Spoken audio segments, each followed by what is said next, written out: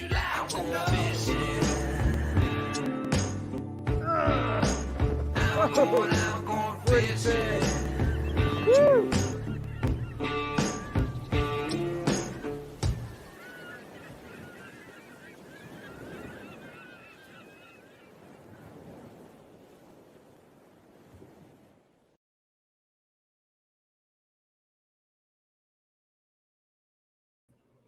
Hey everybody, Jim Sammons here, and welcome to the Kayak Fishing Show live, as brought to you by, it cracks me up with this one, Ballast Point Brewing Company, one of my favorites, the Grunion Pale Ale,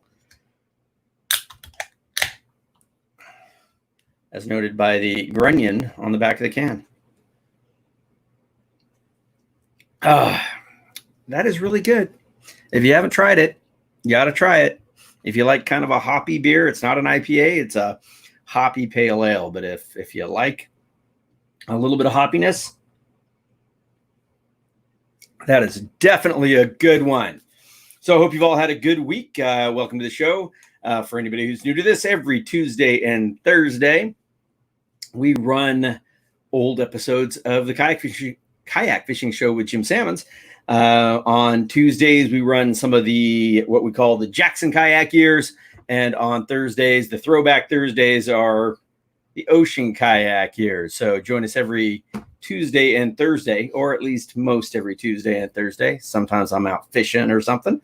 And you can enjoy an episode with live commentary from myself. And oftentimes we'll have a guest who is along on the shoot. Unfortunately, today, I'm all by myself. This is an old one. The guys who were on the shoot with us, actually Ken Whiting, my producer of my show, was on this shoot. And he's actually on a really cool trip right now. They're just leaving later today or tomorrow for a trip down the Petawawa River in Algonquin Park. One of my favorite trips we've ever done. We shot that one years ago, tried to shoot it again a couple of years ago, and the water was too high and we couldn't run the rapids. So, but it's, if you can run the whole trip, it is absolutely beautiful. So we got a couple comments here. Lost Horizons, how you doing from Huntington Beach, dude? Thanks for joining us so often. I see you on here quite a bit. Douglas from Brazil, man, I really appreciate you visiting from Brazil. That's very cool. And Liam, hello, Jim. Caught no blue sharks, so still safe. That's good, man. Like I said, I've caught blue sharks. I never thought they were all that exciting. They were more of a nuisance. One of my best blue shark stories actually was we had heard about some marlin about 6 miles offshore here in San Diego. And this was a little while after I had caught my first marlin. And so me and a couple of friends headed out there and, made the long paddle 6 miles offshore. And this was probably, I was paddling a Scupper Pro back then. And we get out there, my buddy hooks up and then I hook up, and it was both of us on blue sharks. And these blue sharks would not leave us alone. We couldn't put a bait in the water. I mean, it was more just an annoyance, but I mean, if we would paddle away, they would just swim right under the kayak. I mean, literally right under it, kind of bumping it. And so we finally just had to paddle back in to get away from them because we couldn't fish, couldn't put a bait in the water. So I have no love of blue sharks. Dave Fowler, thanks for joining us from Ottawa. Good to see you on here, as you often are. I really appreciate it. So before we get going on the episode, I had a bit of news to share with you. I wanted to have a pop-up, but I didn't get around to grabbing the pictures. One of the cool things, ICAST, virtual ICAST, is going on this week. And, it's where all the new products are brought out every year. And then they have, awards for each category, for best product in category and then best product in show. So one of the products that I'm pretty stoked to see, and I've never fished with this, but very cool to see, is best freshwater soft lure from Patrick Sebile, a band of anglers. Now, if you look at that, the body shape is basically the dart spin, which I love. I've caught so many fish on the dart spin. So this is called the Dart Prop Pro. And basically it's a prop bait rather than the spinner bait on the tail. You can see it's got a prop up on the nose and then another prop on the tail. And then if you can fish it completely weedless, it looks like a pretty cool bait. I bet it would be really awesome down in Brazil and going for those peacock bass because they love those prop baits. So I don't have any other information about it. I'm not sure what size that came in. But it was just congratulations to Patrick for winning best in category on freshwater soft bait. The other thing that came out during this iCast, now I'm a big proponent of Seaguar fluorocarbon. I've been using it forever. Usually the Premier and then the pink label. And then for about the last 2 years, I've been using the gold label. And the gold label is a little bit smaller diameter. So you still have that strength, but smaller diameter. And of course, smaller diameter, your baits are going to swim better and you're just going to get bit better. Well, now they came out with line sizes for the freshwater guys, down to 2 pound test. So 2, 4, 6, 8, 10, 12 pound test now. So very, very cool on that gold label. And it goes all the way up to, I want to say 40, maybe 30. I can't remember. But I mean, I use it all the time and it's just absolutely great line. And, hopefully someday they'll jump up to even bigger lines. But that gold label, I mean, like I said, it's just smaller diameter. So better presentation, more bites. So pretty stoked on that. Another thing I want to share with you this morning, I jumped onto a webinar with Ray Marine, and because I've got a radar on our boat, and this was all about some of the basics and how to tune in your radar on your boat. And I sat in on this webinar. It was super informative. I learned a lot because the radar is pretty new to me, being a kayak angler. So I learned a lot, and all these webinars are recorded and then put up on the Ray Marine YouTube channel. So I went over to the YouTube channel and checked it out. And I knew they'd been doing these webinars, and it's the first time I ever actually sat in on one. And they have the 2020 Ray Marine webinar series and just a lot of informative stuff. So if you want to learn more about your Ray Marine products, go over to YouTube and check out the Ray Marine webinars. It's super informative to sit back there and learn some stuff, how to tune in your fish finder, how to use your radar, how to use all your equipment that Ray Marine makes. So I thought it was pretty cool. So if you are a user of Ray Marine, which I hope you are, go to the Ray Marine YouTube channel. So of course, other than being brought to you by Ballast Point Brewing Company, we are brought to you by Seaguar, Jackson Kayak, Werner Paddles, Standard Horizon, Yak Attack. I'm waiting as they scroll by. Siegler Reels, a band of anglers, Ray Marine, and Kokatat. All great supporters of our show for many years, and we couldn't do it without them. Of course, you will see during this broadcast, because this is an old episode, that we'll be showing other sponsors who have helped us over the years who maybe are no longer with us. But still, we appreciate all the help from all our sponsors we've ever had, because it's given us the opportunity to travel around the world and bring these episodes to you. So like I said, unfortunately, I don't have a guest on here with me today. And when I pulled up this episode, because my producer just kind of downloaded these things and I hadn't had a chance to look at them. And I honestly don't remember this episode very well. I don't know that I ever went back and watched it. So we were in Georgia. Like I said, we were with Randy Vining, who was with the Old Town Ocean Kayak team back when I was with Ocean Kayak. Ken Whiting, my producer. And again, this was season 2, episode 3. So fishing for redfish was very new to me. I'm in San Diego. So it was very much a learning experience. I know we ate really well. I've got this picture behind me. That's where we stayed, is actually right behind my head. There's a structure there.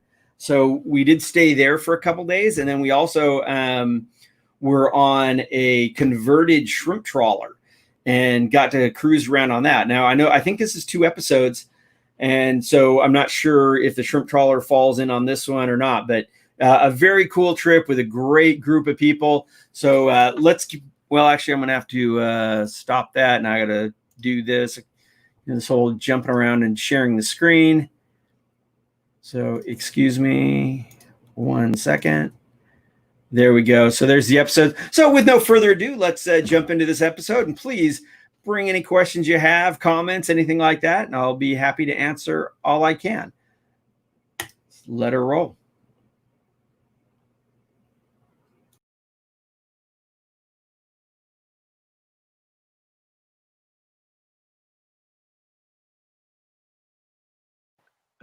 This week on the Kayak Fishing Show, I'm hooking up with Ken Whiting and Randy Vining at the private islands of Georgia. We're going to cruise around the flats of the area looking for big redfish and hoping to go for a drag. Stay tuned, we're headed south.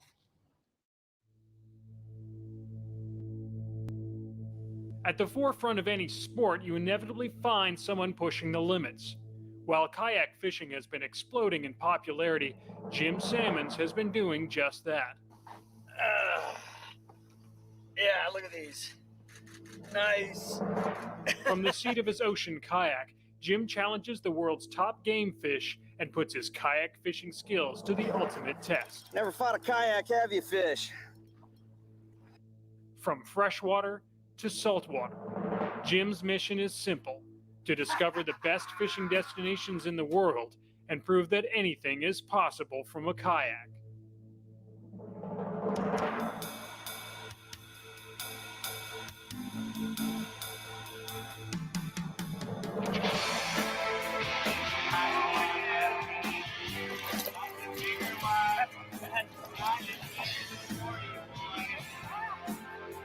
I got the bogey in it.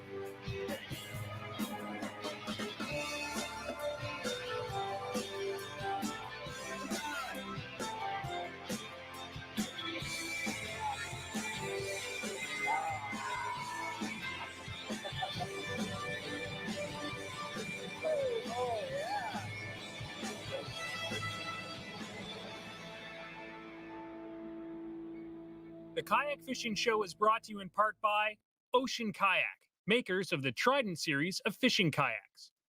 Ex Officio, clothing, footwear, and gear for the adventurous spirit. Scotty, the way to fish.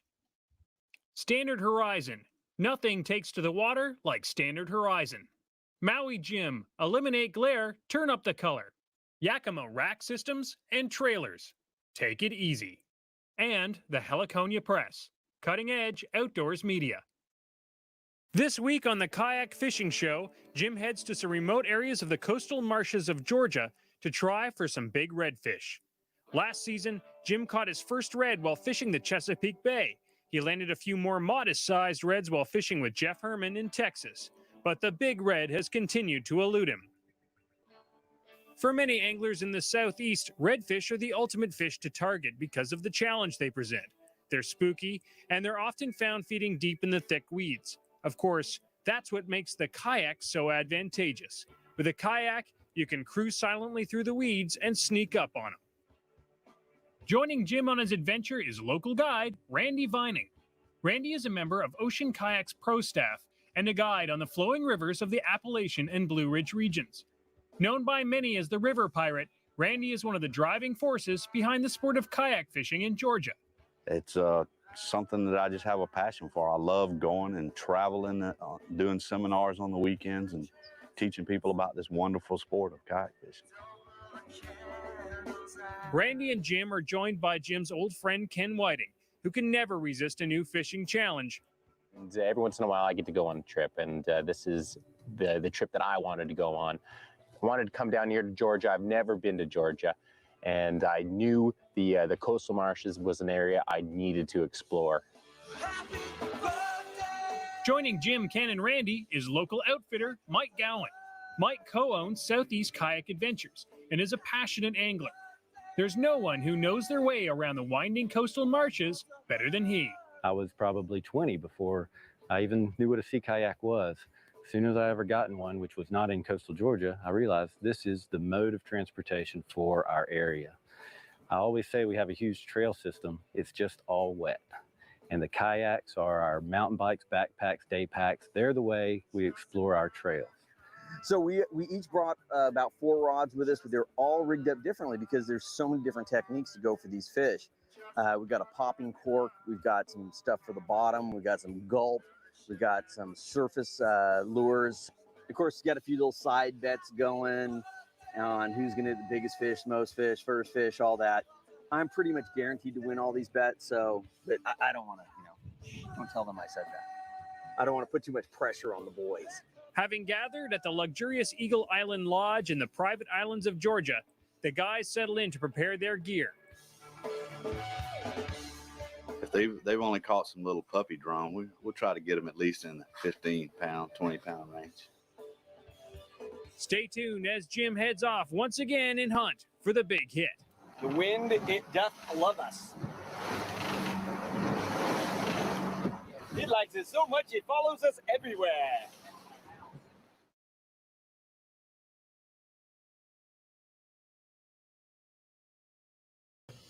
Ain't that the truth? I've been beat up by wind in more places.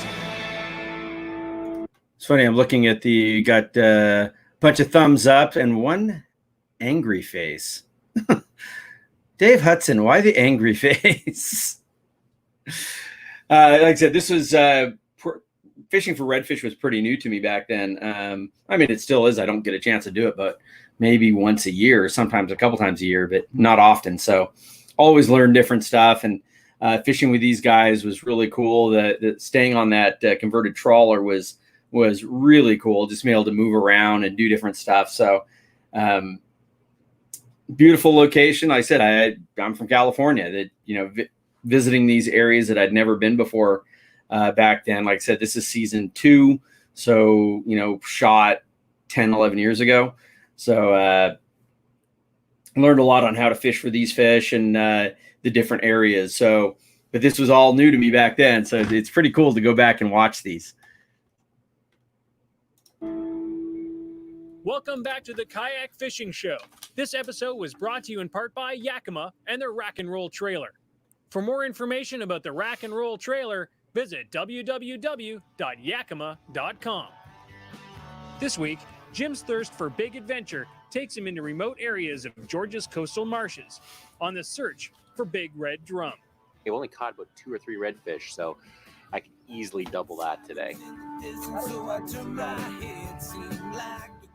Although Georgia only has about 100 miles of coastline as the crow flies, a series of barrier islands provides protection for a 6-mile band of marshland that amounts to over a third of the saltwater marshes in the East Coast, and a fisherman's paradise. Redfish are by far the most targeted fish in the area, and there's nothing that'll make a Georgian angler's heart flutter like the sight of a tailing red. Yeah. No, actually, my plan is to try to put these guys on some fish. Fishing for reds isn't an easy task. It takes time to master this type of fishing, and Mike's experience shows as he spots a tail deep within the weeds. We had this wicked weed bed, and we were going right into the weeds. The tide was up, so the water was right into the weeds, and the reds were right in the weeds feeding. So you'd have to pull yourself through the weeds. And it was actually one time that the wind wasn't such a big factor because the weeds were stopping us from being blown off our position. So you'd pull us very slowly through and try to pick them out. It was all sight casting, very much like hunting. It was the first time that I'd gone after reds, and I knew they were spooky, and I didn't know exactly what to look for. So I asked Mike. Mike was coming by, and I said, Mike, how does this work? Give me some tips here. And he said, first of all, you got to put some stinky crab on that, some dead bait on that thing, because they'll sniff that stuff out. And then you can throw it a bit further away. Throw it about 10 feet in front of the fish, drop it, and just let it sit there. They'll find it. As long as you put it on their path, you make sure you know which way that fish is going. And as he was telling me this, all of a sudden, he just pops up and goes, tail, fish.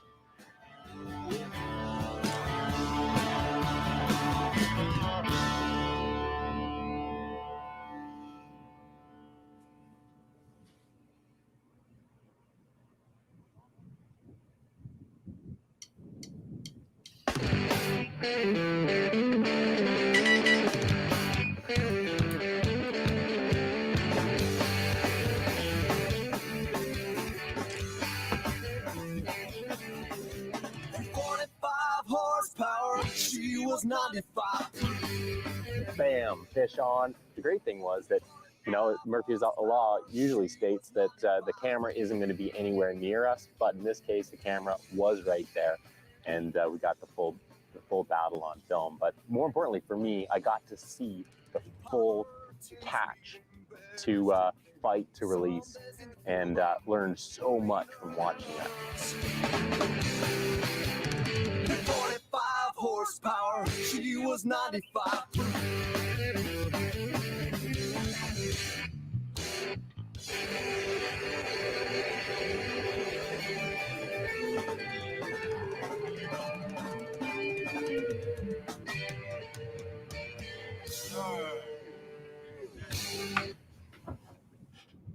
Okay.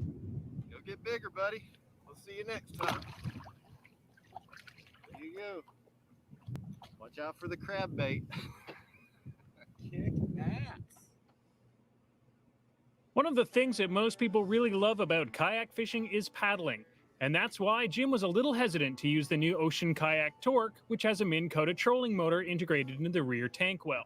But even the biggest skeptic has to admit that there are times when having a trolling motor on your kayak can make your fishing more enjoyable and productive. And that's what Jim is looking at today in this week's Kayaking Tip, brought to you by Yakima Racks and Trailers. Take it easy. Trolling motors come in handy in a variety of situations.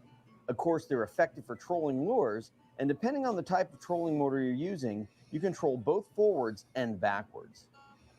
Trolling motors are also convenient for working a shoreline. You can just set a slow troll parallel to the bank and have both hands free to cast towards the shore. The trolling motor is a quick and easy solution for holding your position, and there are some real benefits of using a trolling motor instead of an anchor system.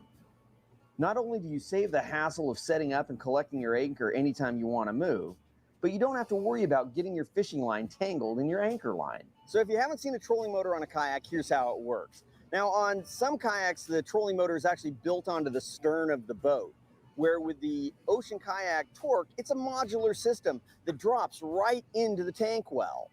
If you're not going to be using the trolling motor, one of the cool things about the Torque is you can pull the motor out and drop in the keel plug, which makes it paddle much better than it does with the motor hanging down or with that large hole open in the boat. When you are using your motor, you simply steer the kayak with your standard rudder, which is controlled by your foot pedals. The throttle or motor control is on the deck right in front of you, which makes it really quick and easy to make adjustments. And it includes a safety key that shuts the motor down if you do fall off. The top speed on the Torque is about 5.5 miles an hour, but I've found there's a bit of diminishing returns if you push the kayak that fast. If you drop the speed down a mile or two, you're going to get a lot more life out of the battery. Now, at trolling speed on a kayak, usually I'm going about 1 to 2 miles an hour. At that speed, I can get over 5 hours of runtime out of the kayak. A final issue to consider is that your kayak is going to be heavy when you have that motor and the large battery in it. So you're going to want to take the kayak down to the water and then bring down your battery and motor. The bottom line is that a trolling motor on a kayak is a major addition, but in certain situations, they're invaluable. If you spend a lot of time fishing in open water, big currents, a lot of wind, I think you'd really enjoy one of these Torques. I think you'll find yourself fishing more and fighting the elements less. Until next time, I'm Jim Sammons, and that's your kayak fishing tip of the week. For more tips and your chance to win a fantastic kayak fishing package that includes an Ocean Kayak Trident fishing kayak and ex officio clothing, visit kayakfishingshow.com. That Torque was actually a pretty fun boat. It was one of the first kayaks that had a incorporated motor. So, and I said it kind of dropped in there. So a modular, you could just turn around and yank it out. It was pretty easy to work with. If you got line or anything tangled in it, like I said, just undid a strap and pulled it out. So pretty fun boat. Had a lot of good times on one of those Torques. And like I said, it was pretty early on. And now it's so many of the boats, like in the bass stuff. It seems like everybody's got the Torqeedo motors or other kind of motors built into their kayaks, but that Torque was one of the first ones that actually built it into the boat, and it was a very, very fun boat.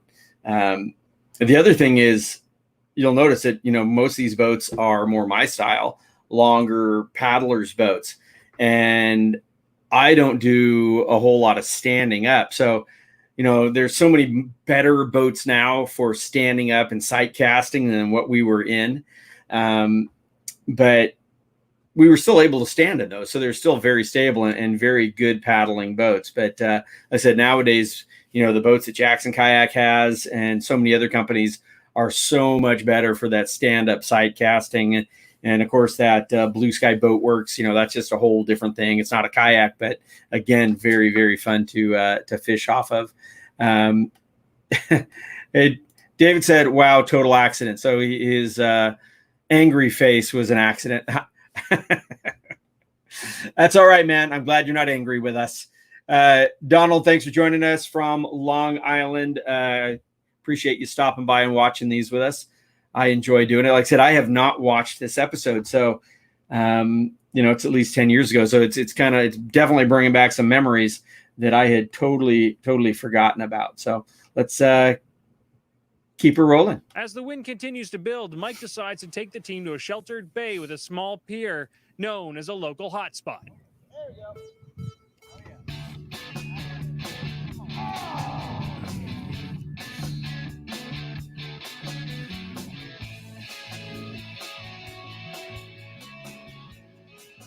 To see the fish hone in and a fish you've been watching and see it to come in onto your bait was so cool and an experience I've never had. I mean, I've had followers on surface lures and you're casting the boiling fish, but it wasn't like that because you were sitting there waiting and watching this fish. And what an exciting way to fish. And just really, it is hunting. I mean, more than any other kind of fishing I think I've ever done, this was really hunting.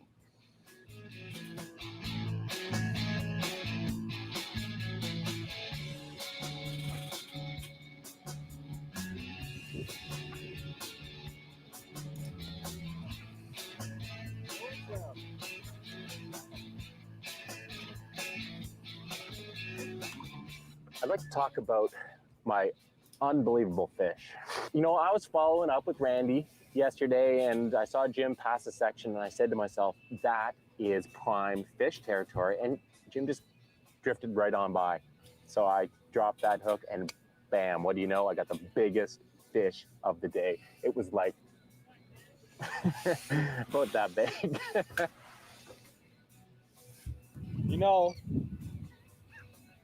Yeah, it all comes down to that. It's not really about the size of that fish, the quality of that fish. It's the fact that I caught a fish and Jim didn't. A long day of tough fishing done, the boys once again head back to Eagle Island Lodge. Andy Hill with Private Islands of Georgia, and have Eagle Island, which is a 10-acre island off the coast of Darien, Georgia, about 10 minutes east. We're about 60 miles south of Savannah and 60 miles north of Jacksonville, Florida, on the Georgia coast. And we provide round-trip boat transportation out to our islands from downtown Darien for our guests. And the lodge can accommodate 12 guests. Well, we're the world's first 5-moon destination. And we're just a little bit sharper than 5-star. We couldn't be 5-star, so we decided that with our service and commitment to quality, cleanliness, and having the guest experience everything at their hands, that it would be a 5-moon experience. So we're a 5-moon rated destination. It's about you, the guest. Actually, we set the stage and you set the experience, the guest. So we want to have everything at the guest hands. So, for example, our 5-moon double-headed shower. It's got 2 shower heads in the shower. It's 5-moon. You starting to get the picture? Staying in the lap of luxury here at Eagle Island, and I mean every amenity. They fed us so well. They took great care of us. They have the jacuzzi up top and the screened-in porch all the way around, and they shuttled us around in their pontoon boats and followed us in the other support boat and ran us around. And I mean, really worked hard to get to the right areas where we could get fish. It's 5-moon. Right, exactly. So what we have created is a lot of nest in nooks and crannies for the people that understand and get it, and some don't. And so we want to cater to those people, and all others that don't get it, they'll come here and experience it for themselves. Five star, looking for a manager. 5 Moon, you are the manager.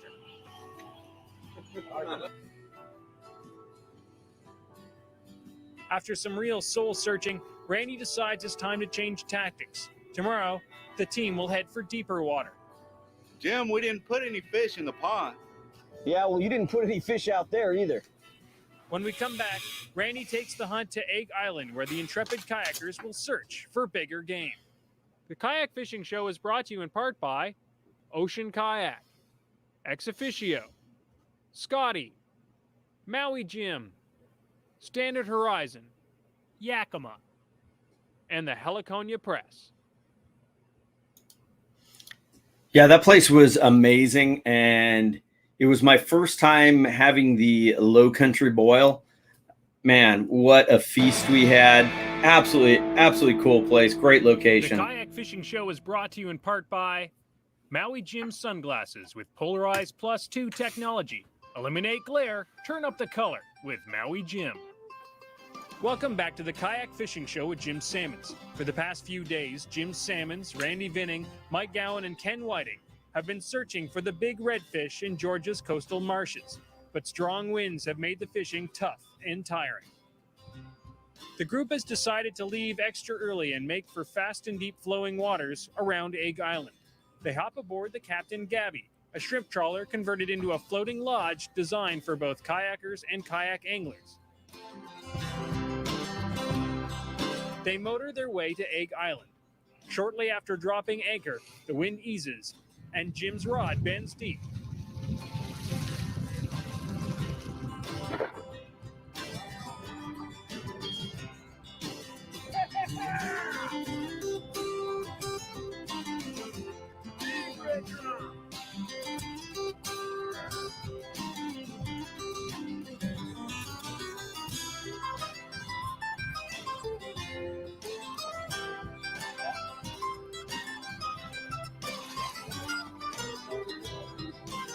Yeah, baby.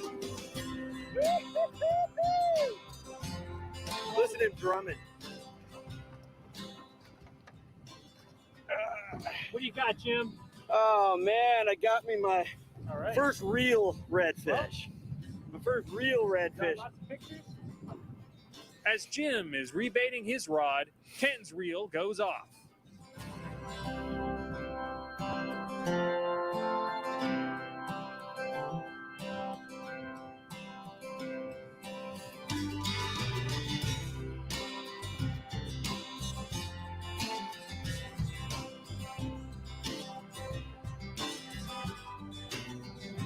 Kind of what I was worried about.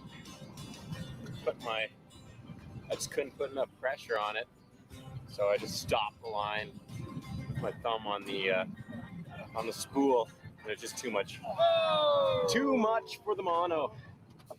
Kayak fishing is probably harder on your fishing gear than any other type of fishing. Do it in rough conditions in salt water and your gear can really take a beating. So this week, Jim's going to look at ways for you to keep your gear in good condition in this week's Kayak Fishing Tip of the Week. Brought to you by Ocean Kayak, makers of the Trident series of fishing kayaks and the Torque, featuring a Minn Kota motor. Even the largest fishing kayaks are actually a pretty small platform, and it's an ongoing battle to keep your gear corrosion free. But there's really no point in keeping your gear corrosion free if you're sending it to the bottom. It's very easy on this small platform to drop things over the side from a case of slippery fingers. So it's always a good idea to keep all your gear leashed. Rod leashes can be purchased at a lot of different kayak shops, and they're also pretty easy to make yourself. Of course, a leash isn't going to stop your rods from breaking or your reels from getting jammed full of sand if you get rolled in the surf. This is why it's always a good idea to stow your gear below deck if you're paddling in rough conditions like surf zones or river current. Now this is where the Ocean Kayak Trident really shines. It's got the rod pod center console hatch, which makes it really easy to slide your rods inside the kayak to protect them. Probably the most common piece of equipment to get lost are your fishing tools, like pliers and boga grips. These can easily slip through your hand and bounce off the side of the boat. A simple solution for some of your smaller tools is to attach a small float to them, so they'll float to the surface if you do drop them off the side. Another solution is to attach a gear retractor to your PFD and attach your tools to that. That's why I like the new boomerang tool, because it has the gear retractor built into the handle. Now, on the topic of keeping all your gear safe from rust, the trick is to keep it as dry as possible. That's why I keep all of my gear, hooks, tools in a Plano dry box. In fact, a lot of people don't know it, but the back of the kayak that I'm sitting in here, the Ocean Kayak Trident, was designed around the Plano marine dry box. This is one of the most convenient pieces of gear on the market. You can use it as a catch-all for your lures, electronics, and you can also use the other Plano tackle boxes and just drop them right in. Of course, it's impossible to keep your gear completely dry. And so if it does get wet, the trick to avoiding rust is to rinse off any salt water and let it dry as quick as possible. In particular, you need to do this with the waterproof cases, because not only do they keep water out, but they'll keep the moisture in. Now, a cool little device that I use to keep my pliers rust-free is the Holds It Tool Saver. A couple of blasts of WD-40 inside of it will keep my pliers rust-free and working great. Until next time, I'm Jim Sammons, and that's your kayak fishing tip of the week. For the most comprehensive guide to kayak fishing, pick up a copy of The Ultimate Guide to Kayak Fishing at your local outdoor store or at kayakfishingshow.com. While fishing in Georgia, I got to use the Ocean Kayak Torque Kayak with a built-in Minn Kota trolling motor. This thing was so much fun to fish on. Designed with an infinite variable speed control, it lets you set the perfect pace for your trolling and is even better in wind and heavy current conditions. You can check out all of Ocean Kayak's great products at oceankayak.com. If I was the wind. Another stunning day in Georgia comes to an end with some big battles and Jim successfully catching his first big red. Their Georgia fishing adventures far from over, though, as the team loads up onto the Captain Gabby, where they'll be based for the next 3 nights as they explore remote corners of the coastal marshes. Join us next week as Jim hooks up with a couple of new friends and continues his hunt for the big hit in Georgia's saltwater marshes. Far overseas. Yeah, that was definitely bringing back some memories there. So this was so long ago, but the Captain Gabby part was definitely very, very cool, being able to move around and check out different areas. That big fish that Ken was on, that he eventually broke off, we're pretty sure that he was on either a shark or a big ray, because it just seemed like it was just sucked down on the bottom. But he was moving, because initially I was giving him a hard time saying that he was just hung up, but he was moving. And so, he definitely was on a fish, but pretty sure that was what was going on there. Another thing, I don't know if you guys noticed early on while the guy was fighting a redfish, the music going on behind that was actually by our friend Jeff Herman, who Jeff Bird's Nest Herman from Texas. He's been on a bunch of our shoots, but that music was by him, and we've used a bunch of his music over the years. So pretty cool to add some of our fishing buddies' music into the show as well. Another comment here.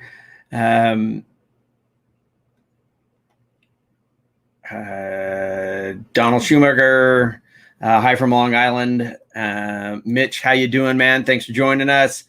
Dave Hudson, yeah, it was a super cool place. I mean, you were self-supported, but they brought you in, you went shopping and got all your food. Now they catered to us because we were shooting a show, and like I said, and I'm pretty sure you can arrange it, but they did this whole low country boil for us. But you basically just pack up all your stuff, and kind of like having an Airbnb kind of deal. You bring all your stuff in there, and then it has that nice dock there, so you could have your boat or your kayaks or whatever. Just super, super cool place. So anyway, that is the end of this episode. I should mention, and I didn't bring it up at the beginning, again, we still have this deal going with ACR Artex. for 10% off and free shipping on a PLB, personal locator beacon, which this one apparently is invisible with my green screen. But so if you've been looking at getting a personal locator beacon, I still think it's a great piece of safety equipment that everybody should carry on their kayak. It'll bring you help. I mean, for instance, if you were fishing a place like this that's remote and your cell phone's not reaching anybody, this will bring you help. So it's well worth it. And you can see, the size of these things, if you can actually see it. Make it on one sidewards. Anyway, it's very small, fits right on the PFD. So a great piece of safety equipment. Again, they are not a sponsor of my show. Just trying to help you guys all out, get a good deal on a piece of gear that we really like. So anyway, we will be back next Tuesday with actually my producer downloaded season 5. So I just got those. So we will have episodes from season 5 starting next Tuesday. So again, that would be the first year that we were with Jackson Kayak. So should be a good episodes. I think the first one is a trip to Baja. We get a striped marlin. After that, we do a mothership trip to out to San Clemente Island. So some really cool episodes in that season. So hope you can join us every Tuesday and Thursday, 2:00 Pacific time, for our live airing of our episodes with commentary. And of course, please bring your questions and your comments, and please share with your friends who are into kayak fishing, so we can get more viewers on here. That's always what we want, so we can keep doing it. So anyway, I'm going to go fishing tomorrow. I'm going to jump on our boat and go fishing. My back has been really, really messed up lately, and so I haven't been able to get on the kayak at all, but I'm going to give it a go to get out on the boat tomorrow. So if you are going out on the water this weekend, please remember to always wear your PFD and keep your paddle right side up. Y'all take care.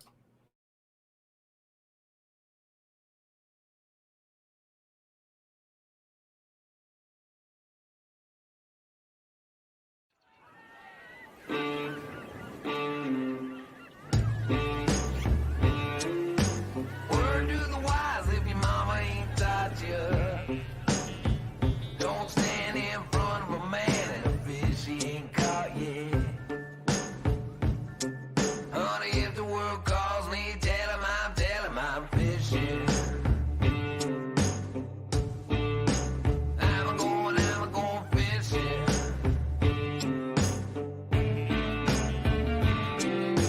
Where am I headed? Where am I headed? Where am I headed? Wouldn't you like to? Where am I headed? Where am I headed? Where am I headed? Wouldn't you like to know? I'm going fishing.